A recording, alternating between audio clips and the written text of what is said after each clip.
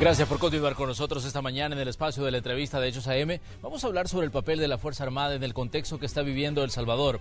Vamos a conocer al nuevo ministro de la Defensa y sus puntos de vista sobre situaciones que están en las agendas informativas. Pero vamos a comenzar este 11 de junio poniendo algunos hechos en contexto y luego saludamos a nuestro invitado.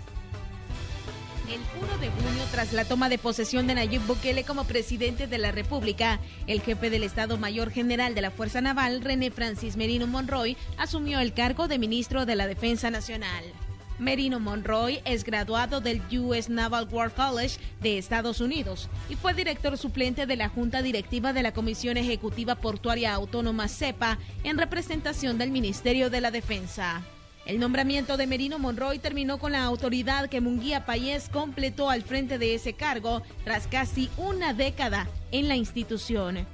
Tiempo en el que los militares asumieron tareas de seguridad pública para apoyar a la Policía Nacional Civil. El viernes se llevó a cabo una reunión del Gabinete de Seguridad en la que el presidente de la República se comprometió con recuperar los territorios que están bajo la influencia de las pandillas y que tienen atemorizados a sus pobladores. El trabajo incluye a todas las instituciones relacionadas con el tema. Pero, ¿qué otros temas involucran al Ministerio de la Defensa Nacional y a la Fuerza Armada? El 1 de junio, a pocas horas de haber asumido como presidente de la República y comandante general de las Fuerzas Armadas, Nayib Bukele ordenó en su cuenta de Twitter retirar el nombre del coronel Domingo Monterrosa del cuartel de la Tercera Brigada de Infantería de San Miguel. La decisión surgió luego que Monterrosa estuviera directamente señalado de participar en crímenes de lesa humanidad, en específico en la masacre del Mozote.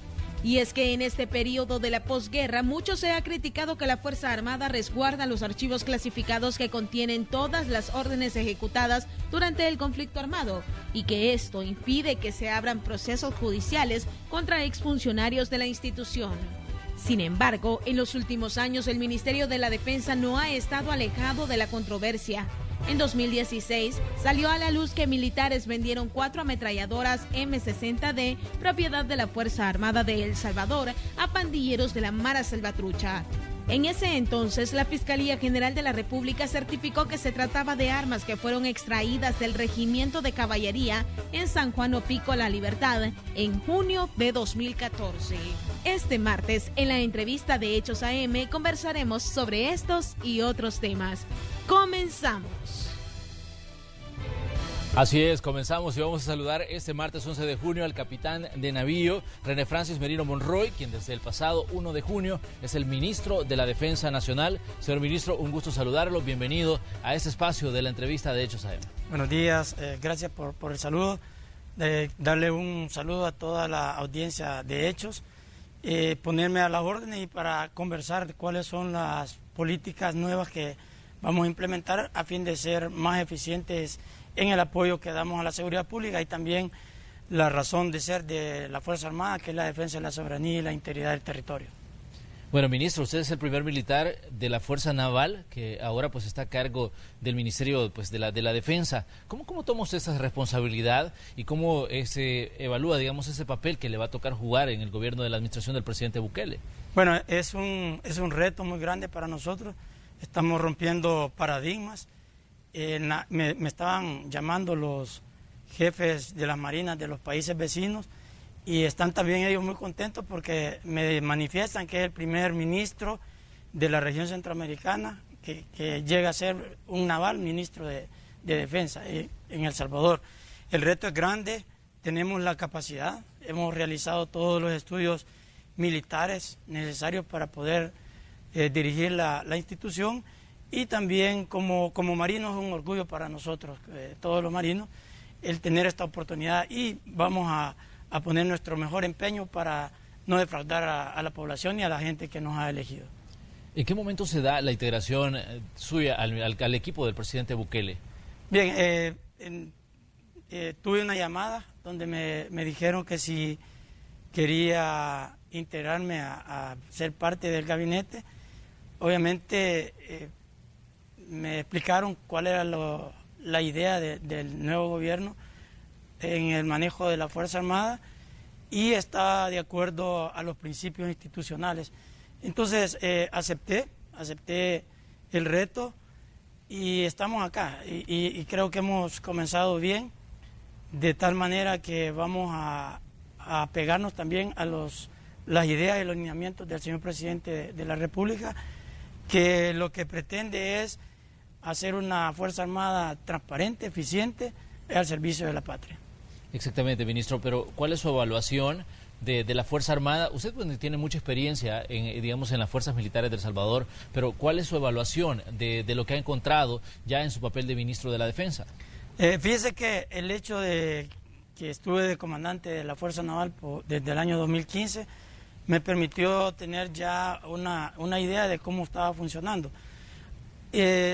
Hay cosas muy buenas que se han hecho con la Fuerza Armada y habrán que hacer algunos cambios que son naturales, ¿no? Para obtener mejores resultados, pero de manera general como Fuerza Armada se ha hecho un gran trabajo en beneficio de la población.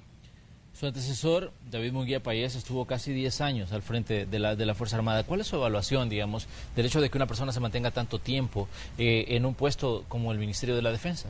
Bueno, tiene sus cosas positivas, ¿no? También y cosas negativas. Los aspectos positivos es que se capitaliza la experiencia de la persona y a poder emplear esa experiencia para dirigir de manera eficiente la institución. Los aspectos negativos que si uno al estar al mando de una institución no se va actualizando, no va haciendo cambios, puede llegar en un momento a un estancamiento de uno como dirigente. Entonces, el hecho de que haya permanecido por 10 años al mando de la institución da como resultado que sí, hay avances, bastantes avances en la Fuerza Armada, pero también ya es necesario darle un dinamismo diferente en este cambio que ha surgido, ha generado una oportunidad para un montón de oficiales que el hecho de que hubo un movimiento, solo el movimiento de la cabeza, genera que todo el resto de comandantes adquieran nuevos cargos de responsabilidad que les va a permitir a ellos foguearse, ir adquiriendo experiencia para que sean nuestros relevos. Durante el conflicto armado, las fuerzas pues, militares tuvieron un papel protagónico. Durante el periodo que llevamos de la posguerra y el periodo de lucha contra la criminalidad, las Fuerzas Armadas también han tenido un papel importante. Desde su punto de vista, digamos, ¿cuál sería el papel a jugar en el contexto de un nuevo gobierno, en el contexto del inicio de una administración que se está alejando de lo que fueron las administraciones, por ejemplo, del Partido Arena, las que fueron del FMLN, en las que, digamos, ha tenido, digamos, un acompañamiento a la Fuerza Armada? Pero desde su punto de vista, ministro, ¿cuál es el papel que deben jugar las Fuerzas Armadas en el contexto que está viviendo El Salvador actualmente, en este 2019? Bien, tenemos nuestro fundamento en la Constitución de la República, donde dice que la Fuerza Armada es apolítica como institución, es obediente y no deliberante. Apegados a la Constitución, nosotros somos muy respetuosos de las órdenes que nos da el señor presidente de la República como comandante general. Además, nosotros estamos subordinados al poder civil y en ese sentido el rol que nosotros seguiremos jugando es la subordinación a las autoridades civiles, porque no podemos nosotros estar tratando de utilizar la Fuerza Armada para otros fines, pues, para fines políticos. Usted mencionó ahí que algunos partidos, nosotros somos apolíticos, no deliberantes y estamos al servicio de la nación. En ese sentido, incluso pues yo quiero aprovechar esta oportunidad para manifestarle a la población civil que la idea mía es que la población civil sea los fiscalizadores de lo que nosotros hacemos como institución. Vamos a tener a disposición un número telefónico donde cualquier ciudadano pueda inicialmente decirnos a nosotros qué es lo que vea mal en la institución. Y cuando digo esto me refiero a no decir en la forma que la concepción que uno tenga como persona de cómo emplear los recursos de la Fuerza Armada, sino me refiero a cualquier anomalía que la ciudadanía crea que no está correcta, pues vamos a hacer eso de tal manera que la población sienta una confianza en su institución armada, que no es una institución que vaya a ser utilizada para fines políticos. Nos está diciendo usted que van a abrir, digamos, la Fuerza Armada al escrutinio ciudadano. Porque hasta ahora, digamos, la Fuerza Armada ha sido muy celosa de todo, de su trabajo y del manejo que se hace de los mismos efectivos que están formando parte de estos cuerpos. Ahora usted dice, es necesario abrir. ¿Considera usted que los tiempos que corren en El Salvador y en el mundo exigen, digamos, este cambio, este giro en el manejo de las Fuerzas Armadas? Claro que sí, tenemos que ir actualizándonos y de acuerdo a cómo se está moviendo la sociedad. Ahora bien, el hecho de decir que vamos a abrirnos hacia la población civil no quiere decir que nosotros vamos a violar aquellos secretos, porque constitucionalmente también hay algunas actividades que son por aspectos de seguridad nacional y de la defensa nacional que son secretas y esas obviamente se tienen que mantener como tal. Pero cuando yo me refiero a que nos vamos a abrir es a transparentar todos aquellos procesos que tengan que transparentarse, ¿no? Si alguien quiere preguntar por qué razón se compran esta clase de uniformes, pues se los tenemos que explicar, porque si el fin último es el bienestar de la población, tenemos por qué podérselos explicar sin ningún problema. Ahora bien, el presidente de la República, en su calidad también de comandante general de las Fuerzas Armadas, ha tomado decisiones que tienen que ver, digamos, con el funcionamiento en sí de la Fuerza Armada. La primera decisión que él tuvo, horas después de haber asumido el puesto de presidente de la República, fue cambiar el nombre de la Tercera Brigada de Infantería allá en San Miguel, quitar el nombre del coronel Domingo Monterrosa de esa brigada de infantería. ¿Qué piensa usted como ministro de la Defensa de esta decisión? Bien, el señor presidente es el comandante general de la Fuerza Armada. Cuando él fue juramentado, dice presidente de la República, ese es un cargo, y comandante general de la Fuerza Armada, que es otro cargo. Y como comandante general de la Fuerza Armada, él me da las órdenes a mí, las órdenes son legales y yo debo de cumplirlas porque así lo establece la Constitución y nuestra doctrina. Me da la orden, inmediatamente se cumple la orden. Y creo que no debe quedar duda, la población debe estar tranquila y contenta que estamos demostrando con hechos que somos subordinados al Poder Civil. Ahora bien, Domingo Monterrosa para algunos sectores del país es considerado un héroe, para otros es considerado un asesino. ¿Qué dice usted sobre este tema, sobre el debate que se abre, digamos, sobre la persona que llevaba, pues, o que le daba, pues, el nombre a esta brigada de infantería? Bien, al respecto, cada quien tiene su forma de pensar y yo respeto la forma de pensar de cada uno. Y en ese sentido, no creo yo que sea necesario hacer valoraciones de si está correcta la forma de pensar de alguien, de catalogarlo como héroe, o la forma de pensar de otras personas que lo catalogan de otra forma. Así que yo respeto la forma de pensar de cada quien y al respecto cumplo las órdenes que nos da nuestro presidente. Ahora bien, ¿qué piensa usted de hechos que están ahí en la historia, como el tema de la masacre del Mozote? Sí, es lo que le decía, son situaciones que se están ventilando a un nivel diferente al que yo manejo. No soy autoridad competente para hacer juzgamientos o esas valoraciones y vamos a respetar lo que las autoridades competentes determinen. Ahora bien, hay una petición para que la Fuerza Armada desclasifique información sobre operativos militares que se dieron durante el conflicto armado. ¿Qué responde usted, digamos, a quienes piden documentación sobre acciones que se tomaron durante la guerra y que involucran, pues, a elementos de la Fuerza Armada? De hecho, esta mañana despertábamos con la noticia de que una juez en Estados Unidos ha decidido pedir al Comando Sur que busque toda la información que esté relacionada a, digamos, situaciones que tuvieron que ver con la guerra en El Salvador, la masacre del Mozote, uno que se le conoce como la Guinda de Mayo, la masacre del Calabozo. ¿Qué decir ante estas peticiones y también la petición que hay de documentación que podría estar archivada en la Fuerza Armada? Bien, como ya le mencionaba, constitucionalmente nosotros tenemos que resguardar aquella información y aquellos planes que comprometan la seguridad nacional y la defensa nacional. Y toda la documentación que existiera que no tiene esa clasificación, estamos abiertos a lo que determinen las autoridades. Pero sí, el señor presidente de la República ha sido bien claro, el respeto a la institución, a nuestra institución, y eso se va a mantener. Aquella información que tenga que ponerse a disposición de cualquier autoridad porque así lo establecen las leyes, se hará, y lo que no se tenga que poner a disposición no se tendrá que hacer porque es un mandato constitucional. Ahora bien, pero si el presidente de la República en determinado momento dice que hay que desclasificar esa información, obviamente lo van a tener que hacer. Sí, pero por eso yo también le decía, el señor presidente ha sido bien enfático en decir que se respeta todo lo que rige a la Fuerza Armada.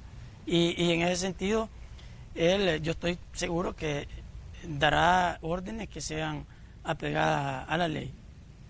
Ahora bien, el presidente de la República también tomaba otra decisión. Él decía, el fin de semana pedía que se otorgaran $5 millones para la compra de uniformes para los efectivos militares y también para la Policía Nacional Civil. En el caso de la Fuerza Armada, ¿qué piensa usted cuando, entra a debate esto, el que se generen o que se den fondos para que se pueda, equipar mejor a las Fuerzas Armadas? ¿Qué ha encontrado usted en la tropa, por ejemplo? Porque sabemos que hay mucha gente que hace labores de campo todos los días y una de las interrogantes es cuáles son las condiciones de esta gente. Sí, eso fue algo que surgió de una de las reuniones que tuvimos con el señor presidente, la que conformamos el Gabinete de Seguridad, y él quiere ver resultados en todos los ministerios, a todos los ministros. Ahora a las 3 de la mañana salía la señora María Chichilco a realizar actividades relacionadas con su cargo, y a todos nos ha dado la misión de que pongamos nuestro mejor esfuerzo. Y cuando nosotros le explicábamos que necesitábamos equipar al menos con lo básico a nuestras tropas, hizo la pregunta, ¿y qué le falta o qué necesita? Y una de las cosas elementales es el equipamiento. Fíjese que el Código de Conducta de funcionarios encargados de cumplir la ley en el empleo de la fuerza establece que el primer nivel de fuerza que se debe tener es la presencia del militar o del policía. Si anda usted bien uniformado, bien presentable, irradia un respeto hacia la población. Entonces, algo importante y vital para nosotros es el uniforme de las tropas, las botas de las tropas. Ayer nos decía el señor presidente que no es posible de que tanto soldados como policías anden caminando grandes cantidades, grandes distancias y anden sus botas en mal estado.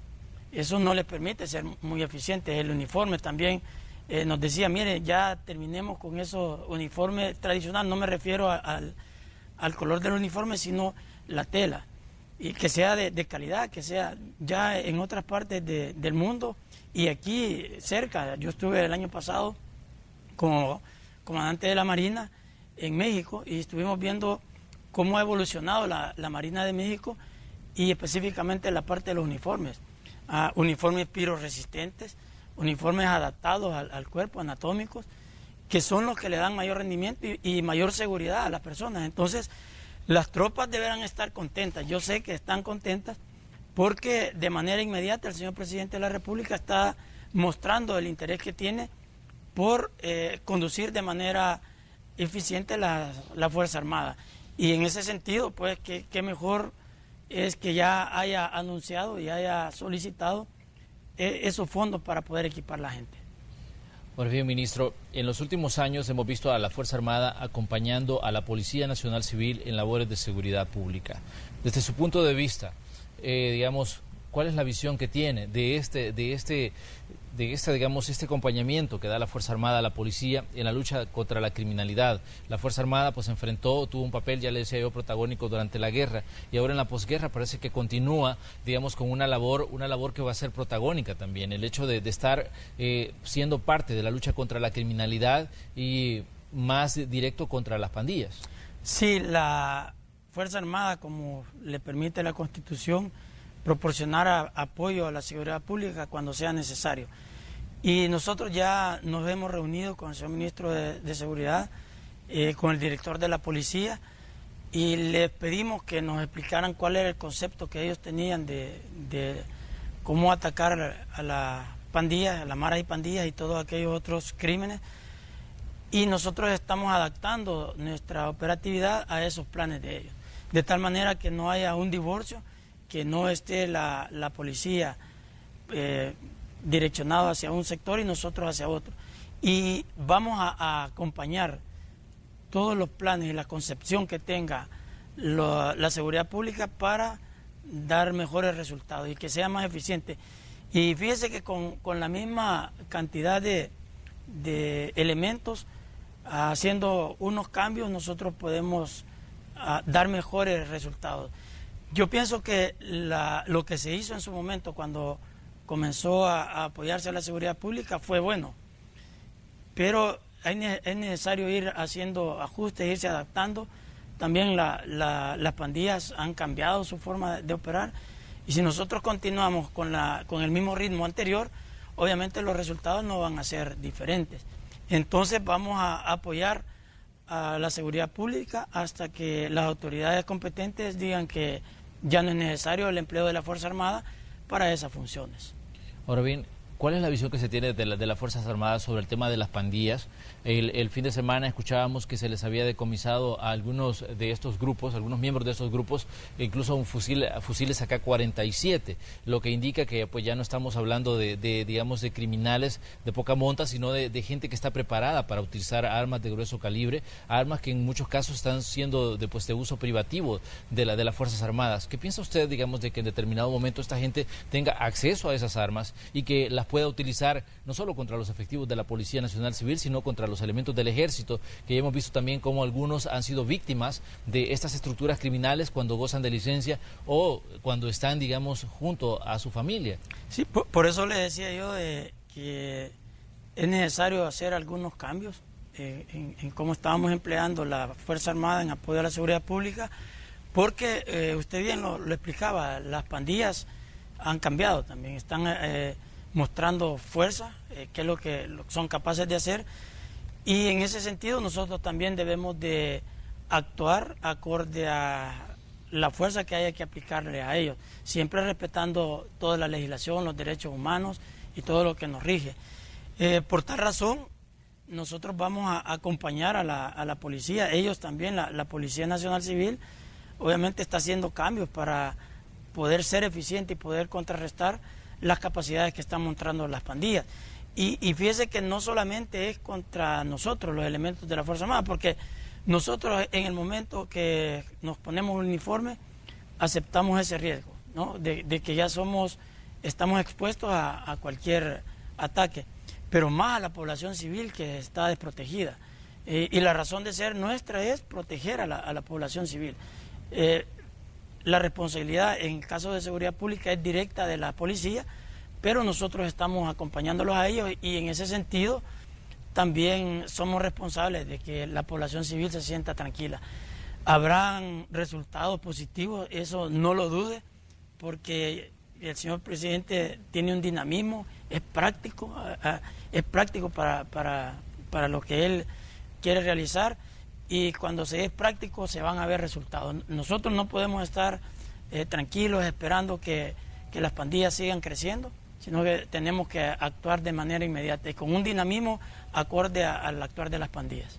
Se ha dicho que en el contexto actual es difícil que la Policía Nacional Civil sola pueda, digamos, enfrentar el accionar de las pandillas, y que es necesario el acompañamiento de las Fuerzas Armadas, porque definitivamente la Fuerza Armada pues tiene gente que está preparada, tiene gente que está, digamos, capacitada para poder enfrentar el tema de la violencia, pero digamos, ¿qué dice usted al ciudadano? El ciudadano por lo general tiene un concepto de la Fuerza Armada, pero ¿qué dice usted al ciudadano de ese acompañamiento que van a hacer en materia de seguridad o que van a continuar haciendo? Porque ya vienen de años atrás que esto se ha dado. Sí, bueno, la población debe estar tranquila.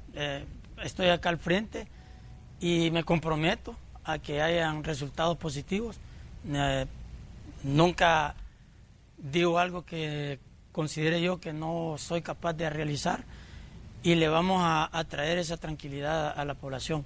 El apoyo, el acompañamiento a la policía es necesario en estos momentos. Nosotros consideramos que una vez la situación se controle, que no es fácil, no es de que ya mañana esto va a estar controlado, pero que en su momento habrá la oportunidad de que ya la policía retome todas estas funciones, ya como a ellos les corresponde. Pero por el momento considero que sí es necesario que la Fuerza Armada siga apoyando a la policía en la medida que ellos lo consideren, en la medida que ellos vayan controlando más este fenómeno. Ahora bien, hay un tema que es muy sensible cuando se habla de las labores de seguridad pública, el tema de los derechos humanos. ¿Qué tanto ha permeado el respeto a los derechos humanos en las Fuerzas Armadas? Mucho. Bueno, yo recuerdo desde que era cadete que me venían explicando, me venían enseñando el respeto a los derechos humanos, pero posterior a la firma de los acuerdos de paz y con el empleo de la Fuerza Armada en apoyo a la seguridad pública, se nos ha ido dando mucha educación y adiestramiento relacionado con derechos humanos. El que les habla es una persona que siempre ha manifestado y le ha dicho a la gente que hay que respetar a profundidad los derechos humanos, porque es parte de nuestra legislación y es algo que si uno lo hace no le va a generar problemas. Así es que tengan la confianza que nosotros somos respetuosos de los derechos humanos y por eso yo les decía que nos vamos a poner a disposición de la población para que fiscalice nuestro actuar. Somos seres humanos y cada quien como persona actúa de manera individual, pero aquellos que nos salgamos de lo que nos rige, obviamente tendrá que hacerse las correcciones que deban hacerse. Ahora bien, ¿qué piensa usted de que a elementos del ejército se les ha acusado de abusos cometidos durante labores de seguridad pública? Porque, digamos, es una labor, sabemos que es difícil el hecho de salir a patrullar, de enfrentar directamente a la criminalidad en las calles, pero también eso es muy susceptible a que en determinado momento haya acusaciones. Yo tengo aquí algunos datos que maneja la Procuraduría de Derechos Humanos que dice que entre el periodo 2009 y 2015 las Fuerzas Armadas acumularon 889 denuncias por violaciones a los derechos humanos. Sí, fíjese que como comandante de la Marina yo tuve la experiencia directa de estos casos.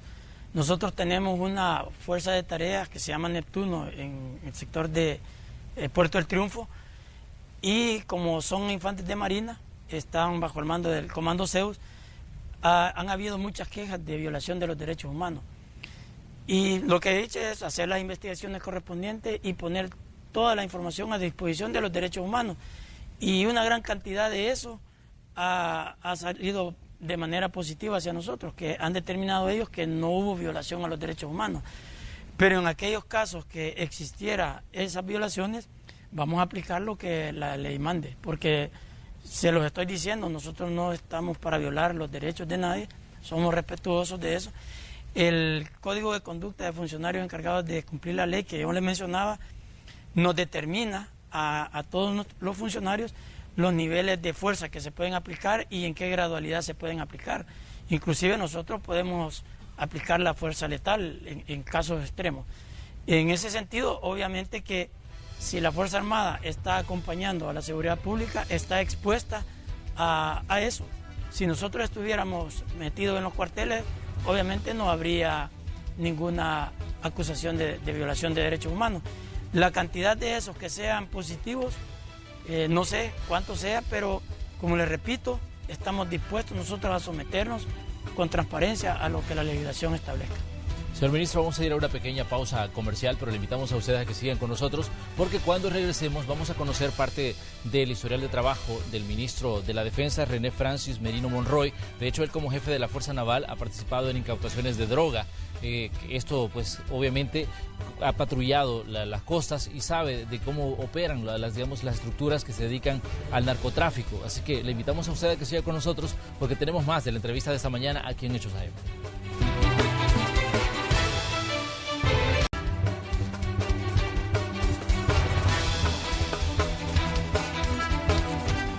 Esta mañana en el espacio de la entrevista de Hechos AM conversamos con el ministro de la Defensa, con el capitán de navío René Francis Merino Monroy, quien nos está dando pues su punto de vista sobre el trabajo que ellos van a hacer como parte del equipo del presidente Nayib Bukele, quien además es pues comandante general de la Fuerza Armada.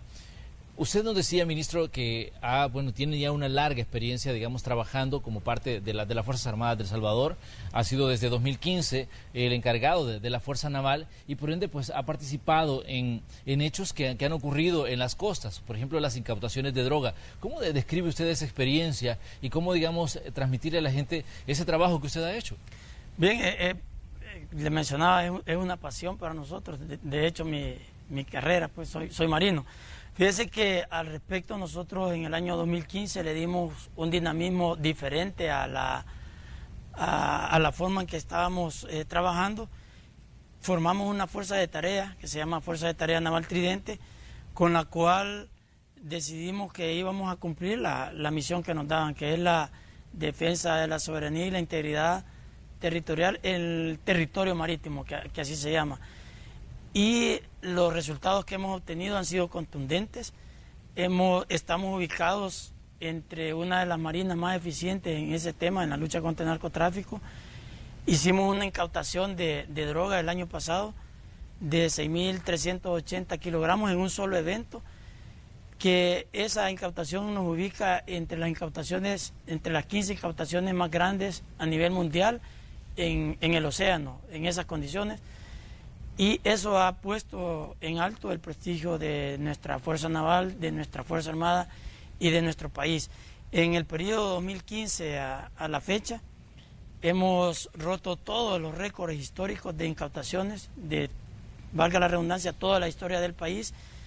Y eso habla, pues son resultados que están ahí, con menos recursos que los que teníamos antes, porque el presupuesto se nos redujo.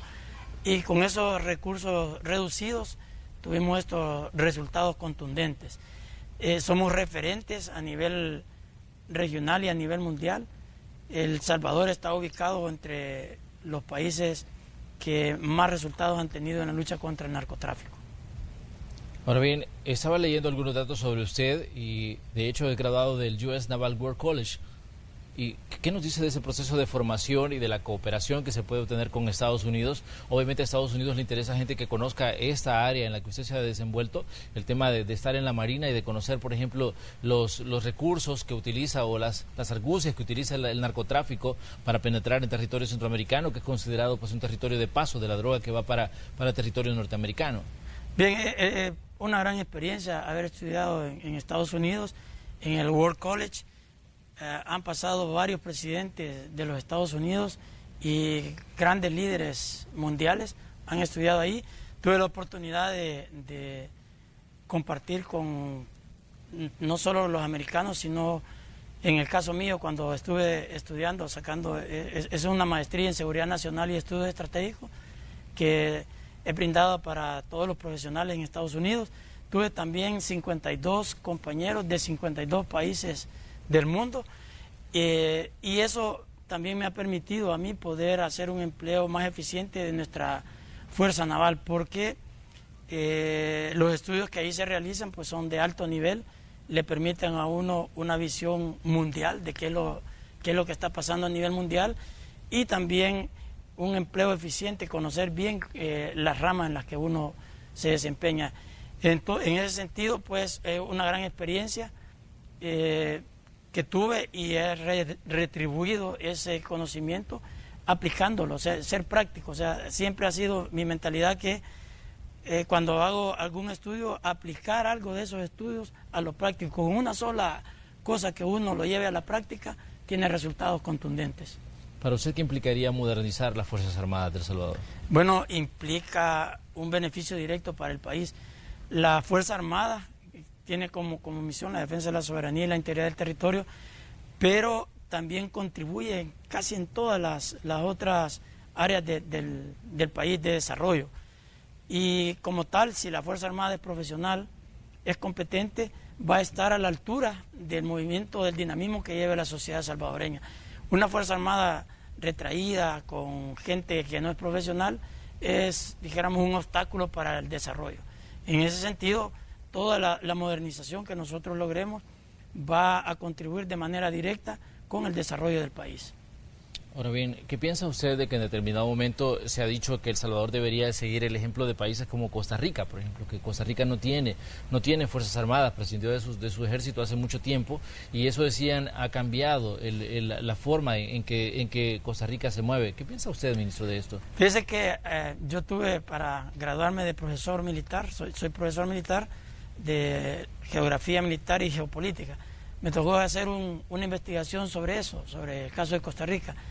Y en esa investigación determinamos que Costa Rica tiene un presupuesto mucho más grande que el de El Salvador para, ellos llaman seguridad pública para policía, pero tienen inclusive, en el caso de los buques, tienen armamento mucho más contundente que el que tiene la Fuerza Armada de El Salvador.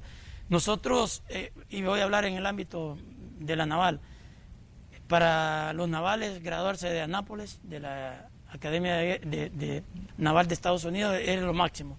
Luego vienen otras academias, Chile es otra de las referentes. Pero El Salvador, graduado de Anápolis, en este momento tiene una persona, una señorita oficial. Costa Rica tiene cualquier cantidad de oficiales graduados de Anápolis. Y Anápolis es la academia de la Fuerza Naval de los Estados Unidos. Entonces, el decir que Costa Rica no tiene Fuerzas Armadas no significa que ellos no tengan o no destinen recursos para armamento, para cumplir la misma función que cumple la Fuerza Armada de El Salvador. Solo que es una organización diferente, pero no crea la gente que no tienen o no destinan recursos para defensa.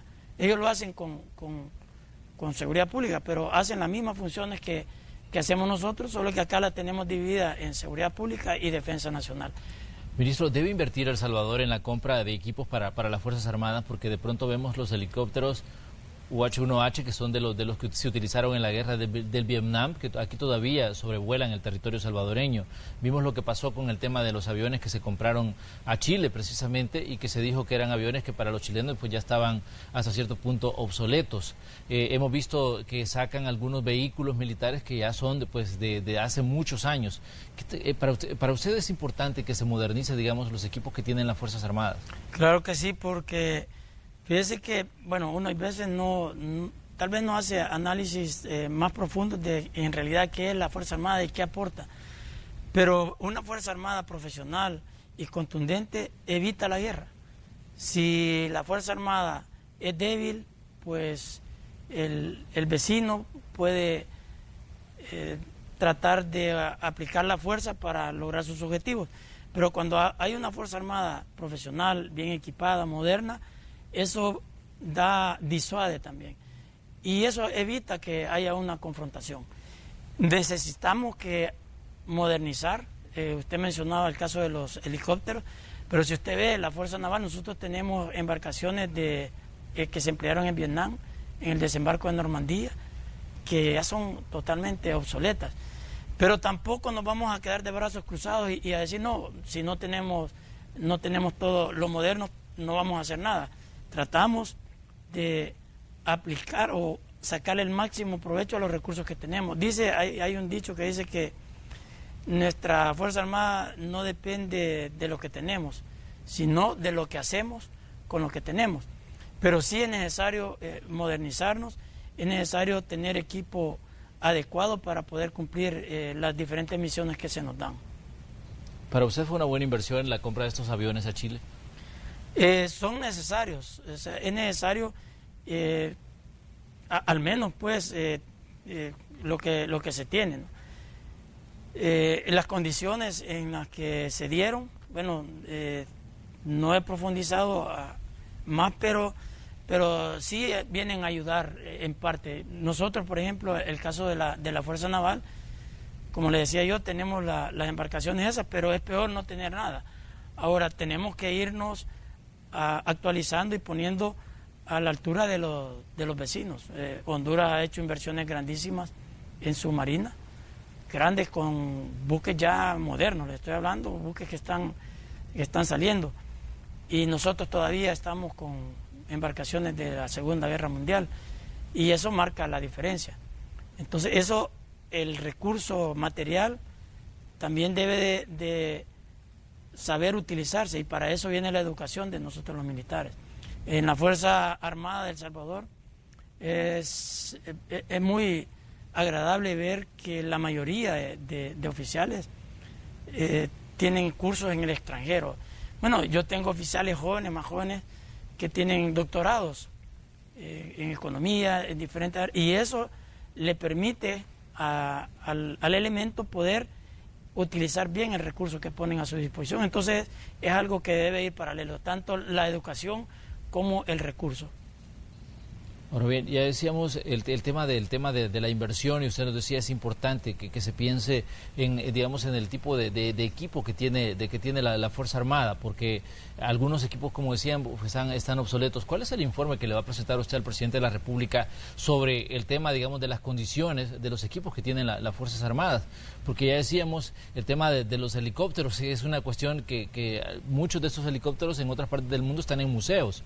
Y aquí pues todavía se utiliza sobre todo en operaciones cuando hay emergencias. Vemos esos helicópteros que son los primeros que se movilizan ante situaciones en las que tiene que intervenir la Fuerza Armada como parte de las labores de rescate, las labores de emergencia en determinado desastre. Digamos que El Salvador pues tiene mucha experiencia en este tema de los desastres, y hemos visto que cómo la Fuerza Armada se moviliza a través de estos equipos que en determinado momento pues ya están muy viejos. Sí, bueno, de hecho, la primera conversación que tuve con el señor presidente fue orientada hacia eso, a que le presentara un diagnóstico, un reporte de cuál es la situación real de nuestra Fuerza Armada y qué es lo que hay que hacer, cuánto es lo que hay que invertir para irla modernizando, porque es vital. Y en ese sentido estamos ya realizando trabajos de investigación para ver qué es lo que se tiene que hacer y cómo se tiene que hacer para irla modernizando. Y esto no debería de causar ninguna preocupación en la gente, que se crea que se van a dejar de destinar recursos para educación, para salud, por fortalecer o por darle recursos a la Fuerza Armada. Nosotros también debemos de ser capaces de generar recursos propios. Fíjese que en el tema que ya tengo mucha experiencia, como es la Fuerza Naval, nosotros a través del Fondo de Actividades Especiales fuimos capaces de generar fondos en un 95%, iguales a lo que nos da el presupuesto. Y eso es lo que ha mantenido a la Fuerza Naval. Entonces yo creo que también eso lo tenemos que hacer con el resto de la Fuerza Armada, a ayudar a las autoridades a poder irnos modernizando. Entonces sí es necesario esa modernización y darle un mejor nivel a la Fuerza Armada. El tema de uniformes es algo bien sencillo. El armamento, si también tenemos un armamento que es obsoleto, viejo, no es el armamento adecuado. Pero tenemos que ir pensando de manera gradual cómo ponernos a las alturas de los tiempos. Ahora bien, se ha dicho que las Fuerzas Armadas ha sido está entre las instituciones que mejor ha cumplido lo que dicen los acuerdos de paz. ¿Usted desde este punto de vista, ministro, de que la Fuerza Armada efectivamente ha cumplido con todo lo que se comprometieron, por ejemplo, cuando se firmaron los acuerdos de paz? En un 100%, somos la única institución que cumplió todo lo que se escribió respecto de la Fuerza Armada. Y eso es algo que debe darle tranquilidad a la ciudadanía, de tener esa Fuerza Armada profesional. Obviamente hay situaciones que ya le explicaba yo, porque somos seres humanos los que la conformamos y como seres humanos cometemos errores, pero que no es la política del ministro de la Defensa el cubrir algo que no deba de cubrirse. Yo soy bien claro, he sido siempre contundente con la gente que he conducido, y obviamente tengo que darles el ejemplo, tengo que estar yo a la cabeza dando el ejemplo para que las personas, pues, más que hablar, sigan lo que uno hace. Y en ese sentido seguiremos cumpliendo con lo que establecieron los acuerdos de paz, para darle esa tranquilidad tanto a nuestra ciudadanía como también a los países vecinos, a la región. Nosotros tenemos una excelente relación con los países vecinos y hay una cierta confianza mutua entre ambos, que la generamos a través del accionar nuestro, a ver qué es lo que nosotros hacemos para darle esa confianza también a los países vecinos, y eso nos garantiza tranquilidad a los salvadoreños. Ha pasado una semana desde que ustedes pues asumieron el control del Ejecutivo con el presidente Bukele, y también usted tomó el control de las Fuerzas Armadas. De encontrar alguna situación que usted considere que es irregular, ¿se puede tener garantía de que se va a dar a conocer a la ciudadanía de situaciones que sean, digamos, consideradas anómalas en el manejo, ya sea de algún recurso de la Fuerza Armada o el manejo de algo dentro de las Fuerzas Armadas que usted considere que pueda reñir en determinado momento con la ley? Claro que sí, porque la política del señor presidente de la República es eso. Ayer en el Consejo de Ministros dio lineamientos a todos los ministros de que hay que buscar si hay algo que no está de acuerdo a la ley y que lo pongamos a disposición de las autoridades competentes. Y por eso les decía yo que queremos que la ciudadanía sea nuestra fiscalizadora para que le dé tranquilidad y que conozca realmente si la Fuerza Armada es noble. La Fuerza Armada de El Salvador es noble, es transparente, y si hay algo que riña con la ley y tenga que ponerse a disposición de las autoridades, se hará. Hay aspectos que son, que como les decía yo en un principio, tienen que resguardarse. Son el tema de todo aquello que afecte a la defensa y a la seguridad nacional, que esté protegido por la Constitución, se hará, pero eso no significa que yo tenga que presentarle un informe al señor presidente, porque es mi comandante general y él debe saber cualquier cosa. Y no, estamos dispuestos a rendir a la población civil cualquier cosa que nos pida. Ahora, ministro, ¿por qué no ha ascendido usted al cargo de contraalmirante? Porque yo estaba leyendo de que se dieron ascensos en determinado momento, pero usted no ascendió al cargo de contraalmirante, que es lo que equivale, digamos, a un general en el caso de las fuerzas navales. Bueno, hay un proceso que lleva la Fuerza Armada para poder ascender. En ese proceso quiero entender que fue por un tema de la edad, que hubo una reforma a la ley del IFA de tal manera de que se alargara el tiempo de servicio de todos nosotros, y en esa reforma aumentaron el tiempo de servicio, pero no aumentaron la edad en cada grado. A mí me afectó en más o menos 3 años, porque cuando yo ingresé a la escuela militar había una cantidad de años en cada grado. A mí me fueron aplicando por las reformas a la ley, me aumentaron el tiempo de servicio, pero no la edad en cada grado. Entonces yo el año pasado, quiero entender que eso fue lo que sucedió, el año pasado cumplí 55 años, y justo cabal al final del año, que era cuando estaba en el proceso. En el grado de coronel o capitán de navío solo se hacían 5 años, a mí me tocó que hacer 6 años. Y ese 6º año fue el que me hizo que yo ya tuviera 55 años. Y eso fue una de las afectaciones, pero la ley establece que, bueno, de hecho ya el señor ministro hizo una propuesta a reformar la ley de la carrera militar, porque de continuar así hay una promoción que viene 4 años abajo mía, que todititos pasarían a la reserva y ya no podrían optar a ningún ascenso, y eso obviamente afectaría a la Fuerza Armada. Entonces él hizo una petición para que se hiciera una reforma a la ley de la carrera militar y se extendieron los años también la edad en cada grado. De tal manera que en la actualidad ya se aumentó esa edad. Nosotros por ley también tenemos el derecho a ser evaluados en 2 oportunidades, así que estamos nuevamente en el proceso de ascenso y esperamos pues que sea lo que Dios mande y lo que las leyes establezcan. ¿Ha pedido usted alguna especie de auditoría en las Fuerzas Armadas, ministro? Porque recordemos que hay temas que están ahí todavía ahí presentes, el tema del extravío de armamento en determinado momento de los arsenales de la Fuerza Armada, las intenciones de la Fiscalía General de la República de entrar a revisar esos arsenales por las denuncias que había recibido de pérdida de armas.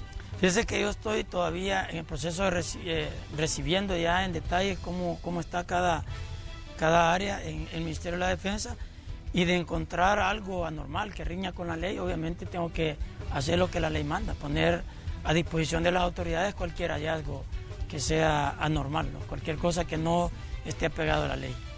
Ahora bien, ministro, ¿qué quiere usted que este día, este 11 de junio, martes, quede en la memoria de los ciudadanos que nos están observando? Porque para muchos, bueno, ellos lo están conociendo en su cargo del ministro de la Defensa, porque habíamos escuchado su nombre, lo habíamos visto en fotografías, pero no habíamos tenido todavía la oportunidad de conversar con usted para escuchar su punto de vista sobre todo lo que hemos hablado esta mañana. ¿Qué quiere usted decirle al ciudadano que lo está observando ahí en su casa o tal vez en el lugar de trabajo o en algún lugar donde están pues ingiriendo pues su desayuno en este día martes? Que sepan que la Fuerza Armada es una institución al servicio del Estado, al servicio de la población, que es transparente y que respetará todo lo que nos rige. Estamos subordinados al poder civil y lo vamos a seguir demostrando. Somos leales al señor presidente de la República y comandante general de la Fuerza Armada, y que también nos vamos a comprometer en mejorar las condiciones de vida de nuestras tropas, garantizarles la seguridad a nuestras tropas.